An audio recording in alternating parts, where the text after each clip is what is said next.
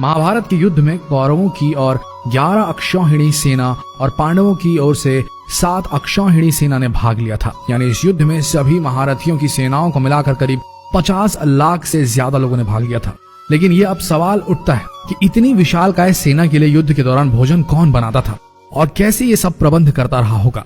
सबसे बड़ा सवाल यह है कि जब हर दिन हजारों लोग मारे जाते थे तो शाम का खाना किस हिसाब किताब से कैसे बनता रहा होगा। सोच कर देखिए कितना मुश्किल प्रिपोजिशन है ये। दर्शकों, आइए जानते हैं आज के इस वीडियो में वो गूढ़ रहस्य कि कैसे पोषण मिलता था महाभारत के सैनिकों को। महाभारत को सही मायने में हम विश्व का प्रथम विश्व युद्ध भी कह सकते हैं, क्योंकि उस समय शायद ही कोई ऐसा राज्य था जिसने इस युद्ध में भाग न लिया। उस काल में आर्यव्रत के समस्त राजा या तो कौरव या पांडवों के पक्ष में खड़े दिख रहे थे। हम सभी जानते हैं कि बलराम और रुक्मणी ये 2 ही व्यक्ति थे जिन्होंने इस युद्ध में भाग नहीं लिया था। किंतु एक और राज्य ऐसा था जो युद्ध क्षेत्र में होते हुए भी युद्ध से अलग था, और वो था दक्षिण का उडुपी। महाभारत में वर्णित कथा के अनुसार जब उडुपी के राजा अपनी सेना सहित कुरुक्षेत्र पहुंचे तो कौरवों और पांडवों दोनों ने उन्हें अपने पक्ष में लेने का प्रयत्न करा। लेकिन उडुपी के राजा बहुत दूरदर्शी थे। उन्होंने श्री कृष्ण से पूछा, हे माधव, दोनों ओर से जिसे देखो युद्ध के लिए लालायित दिखता है, किंतु क्या किसी ने सोचा है कि दोनों ओर से उपस्थित इतनी विशाल सेना के लिए भोजन का प्रबंध कैसे होगा। इस पर श्री कृष्ण ने कहा, महाराज, आपने बिल्कुल सही सोचा है। आपके इस बात से मुझे प्रतीत होता है कि आपके पास इसकी कोई योजना है। अगर ऐसा है तो कृपया बताएं। उसके बाद उडुपी के राजा ने कहा, सत्य तो यह है कि भाइयों के बीच हो रहे इस युद्ध को मैं उचित नहीं मानता। इसी कारण इस युद्ध में इच्छा मुझे नहीं है, किंतु ये युद्ध अब टाला भी नहीं जा सकता। इस कारण मेरी ये इच्छा है कि मैं अपनी पूरी सेना के साथ यहाँ उपस्थित समस्त सेनाओं के भोजन का प्रबंध करूं। इस पर श्री कृष्ण मुस्कुराते हुए बोले, महाराज, आपका विचार अति उत्तम है। इस युद्ध में लगभग 50 लाख योद्धा भाग लेंगे, और अगर आप जैसे कुशल राजा उनके भोजन के प्रबंध को देखेंगे तो हम सब उस ओर निश्चिंत रहेंगे। श्री कृष्ण ने कहा, वैसे मुझे पता है कि सागर जितनी इस विशाल सेना का भोजन प्रबंध करना आपकी और भीमसेन के अतिरिक्त किसी के लिए भी संभव नहीं है, किंतु भीमसेन इस युद्ध से विरक्त नहीं हो सकते। अतः मेरी आपसे यह प्रार्थना है कि आप अपनी सेना सहित दोनों ओर की सेनाओं के भोजन का भार संभालें। इस प्रकार उडुपी के राजा ने सेना के भोजन का भार संभाला। पहले दिन उन्होंने उपस्थित सभी के लिए भोजन का प्रबंध किया। उनकी कुशलता ऐसी थी कि दिन के अंत तक गिन के एक भी दाना बर्बाद नहीं होता था। जैसे जैसे दिन बीतते गए योद्धाओं की संख्या बहुत ही कम होती गई।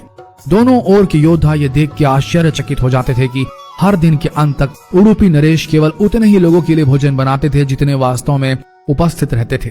किसी को समझ नहीं आ रहा था कि उन्हें कैसे पता चल जाता है कि आज कितने योद्धा मृत्यु गति को प्राप्त होंगे, ताकि उस आधार पर भोजन की व्यवस्था की जा सके। इतनी विशाल सेना के भोजन के प्रबंध करना अपने आप में ही एक आश्चर्य था, और उस पर भी इस प्रकार के अन्न का एक भी दाना बर्बाद न हो, यह तो किसी चमत्कार से भी कम नहीं था। अतः 18वें दिन युद्ध समाप्त हुआ और पांडवों के राज्याभिषेक के दिन युधिष्ठिर से रहा नहीं गया, और उन्होंने उडुपी नरेश से पूछ ही लिया, हे महाराज, समस्त देशों के राजा हमारी प्रशंसा कर रहे हैं कि किस प्रकार हमने कम सेना होते हुए भी उस सेना को परास्त कर दिया जिसका नेतृत्व पितामह भीष्म, गुरु द्रोण, ज्येष्ठ भ्राता जैसे महारथी कर रहे थे। किंतु मुझे लगता है कि हम सबसे अधिकांश प्रशंसा के पात्र आप हैं, जिन्होंने न केवल इतनी विशाल सेना के लिए भोजन का प्रबंध किया, अपितु ऐसा प्रबंध किया कि एक दाना भी अन्न का व्यर्थ न हो पाया। मैं आपसे इस कुशलता का रहस्य जानना चाहता हूँ। इस पर उडुपी नरेश ने मुस्कुराते हुए कहा, सम्राट, आपने जो इस युद्ध में विजय पाई है उसका श्रेय किसे देंगे। इस पर युधिष्ठिर ने कहा, श्री कृष्ण के अतिरिक्त इसका श्रेय किसी और को जा नहीं सकता। अगर वे ना होते तो कौरव सेना को परास्त करना असंभव था। तब उडुपी नरेश ने कहा, हे महाराज, आप जिसे मेरा चमत्कार कह रहे हैं वो श्री कृष्ण का ही प्रताप है। ऐसा सुनकर वहां उपस्थित सभी लोग आश्चर्यचकित हो गए। तब उडुपी नरेश ने इस रहस्य से पर्दा उठाया और कहा, हे महाराज, श्री कृष्ण प्रतिदिन रात्रि को मूंगफली खाते थे। प्रतिदिन शिविर में गिन के मूंगफली रखी जाती थी और उनके खाने के पश्चात गिनकर देखी जाती थी उन्होंने कितनी मूंगफली खाई है। वे जितनी मूंगफली खाते थे उसके ठीक 1000 गुना सैनिक अगले दिन युद्ध में मारे जाते थे। अर्थात वे अगर 50 मूंगफली खाते थे तो समझ आता था कि अगले दिन 50,000 योद्धा युद्ध में मारे जाएंगे। इसी अनुपात में अगले दिन भोजन कम बनाया जाता था। यही कारण था कि कभी भी भोजन व्यर्थ नहीं हुआ। श्री कृष्ण के इस चमत्कार को सुनकर सभी उनके आगे नतमस्तक हो गए। यह कथा महाभारत के सबसे दुर्लभ कथाओं में से एक है। कर्नाटक के उडुपी जिले स्थित कृष्ण मठ में यह कथा हमेशा सुनाई जाती है। ऐसा माना जाता है कि इस मठ की स्थापना उडुपी के सम्राट द्वारा ही करवाई गई थी, जिसे बाद में श्री माधव आचार्य जी ने आगे बढ़ाया। तो दर्शकों, उम्मीद करते हैं कि आज की ये प्रस्तुति पसंद आई होगी आपको और आप समझ गए होंगे कि पोषण वही सही है जिसका एक दाना भी व्यर्थ न जाए।